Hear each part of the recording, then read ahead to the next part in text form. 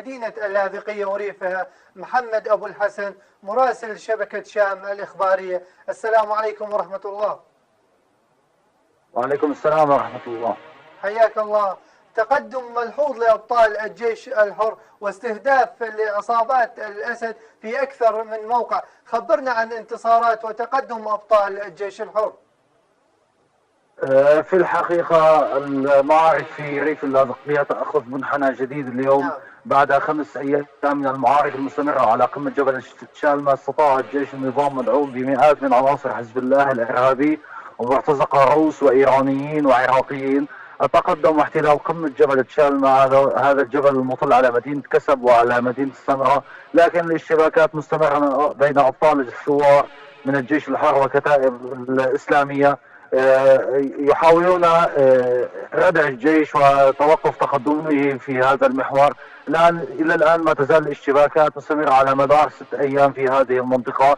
الثوار اليوم قصفوا قمة الجبل حيث تمركز عدد من قناص النظام على هذا الجبل، قصفوها بمدافع الهاون والصواريخ إضافة إلى استخدام صواريخ الكونكورس. اللافت للنظر هو طريقة قتال النظام على طريقة العصابات المسلحة واتباع اسلوب الثوار باستخدام المجموعات عسكريه مدربه جدا ومجهزه بكافه التجهيز، اضافه الى استخدام تمهيد وقصف مدفعي عنيف استمر الى ايام على هذه المنطقه، اوقع العديد من الجرحى في صفوف مقاتلي المعارضه من الجيش الحر. كما استمرت الاشتباكات في محور محيط قمه ال 45 حيث حاول الثوار التقدم باتجاه هذه القمة وجرت اشتباكات عنيفة. إذا الاشتباكات لا تزال مستمرة في هذه المنطقة. يعني كتائب الثوار على ضعف إمكانياتهم يحققون يعني بطولات في هذه المنطقة منقطعة النظير نظرا للدعم الكثيف الذي يتلقاه النظام واستخدام أعتى أنواع الأسلحة وإضافة للطيران الحربي والمراحي. قوات الثوار اليوم من الجيش الحر قصفت تجمعات الجيش في قصة لمعاف وفي تشالما وفي البتروسية وفي نبل وفي منطقة سد برادو. استخدموا مدافع الهاون وصواريخ الجراد. أيضا تم قصف مدينة القرداحة وعدد من القرى الموالية للنظام حيث تتمركز شبيحة النظام في هذه النقاط، قصفوها بصواريخ الجراد وحققوا يعني إصابات مباشرة. في اطار المعركه ايضا اصدر المجلس العسكري في مدينه اللاذقيه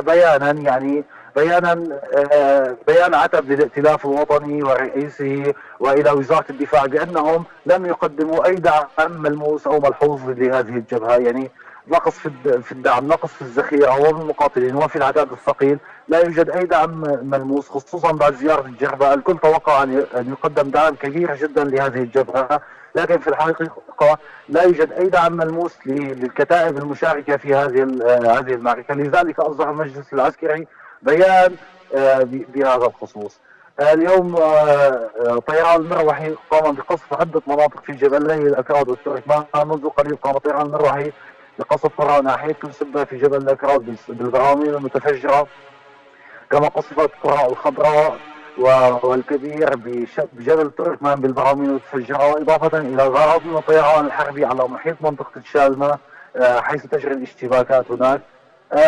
قصف صاروخ اليوم على مختلف مناطق جبل التركمان. بلدة كسب شهدت قصفا عنيفا جدا براجمات صاروخ، إضافة إلى استخدام القنابل العنقودية، صواريخ القنابل العنقودية. هذه الصواريخ مصرية الصنع تستخدم في قصف مدينة كسب، تخلف أضرار كبيرة في الممتلكات والماديات، إضافة إلى وقوع أعداد من الجرحى نتيجة هذا القصف.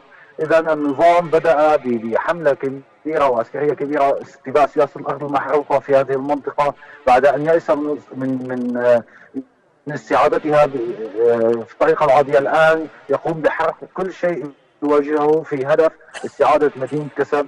يساعده مقاتلون أرمن، يعني بعد أن استقطبوا مقاتلون أرمن من روسيا ومن أرمينيا يقاتلون إلى جانبه في هذه المعركة.